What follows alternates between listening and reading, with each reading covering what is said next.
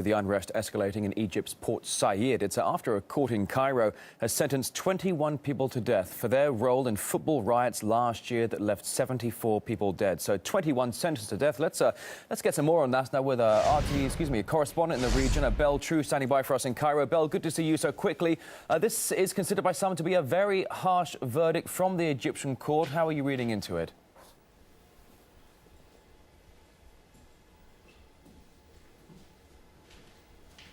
Belle, it's Rory Souchet in Moscow. I hope you can hear me. We're talking about these 21 people sentenced to death for their role in football riots last year that left 74 dead. Some are saying it's a very, very tough verdict from the Egyptian court. What do you say on that? Absolutely, it has been perceived as extremely harsh sentence, the death sentence for 21 people. This has been met with violent scenes in Port Said at the moment. We're seeing, of course, the death of at least one police officer. 2 were in critical condition. We have reports that over 150 people have been injured in the last hour.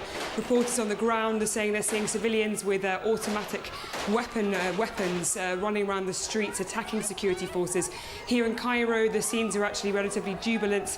As the ultras, the hardcore football fans, see this as very much a victory. It is, of course, quite a politicised verdict. At the time of the disaster, people said that the security officials themselves had quite a lot to do with the massacre, as they let the rival protest groups, the rival fan club groups meet in the centre of the pitch, and also allegedly blocked exit routes.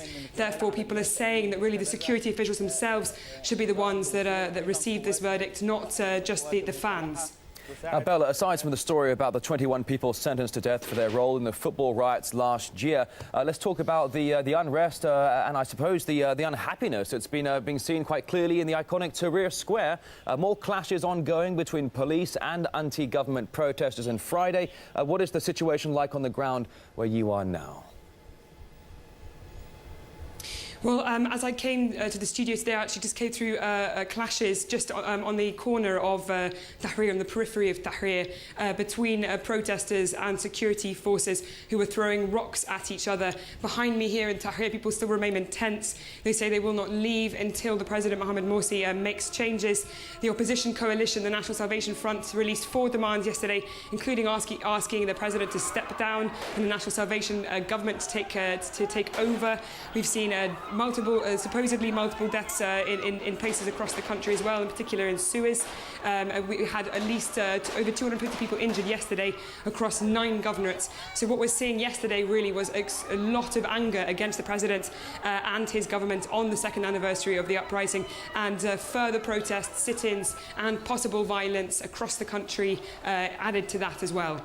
And I don't imagine we'll be talking to you in the not so distant future. Belle True, the reporter in Cairo, thanks very much for coming on.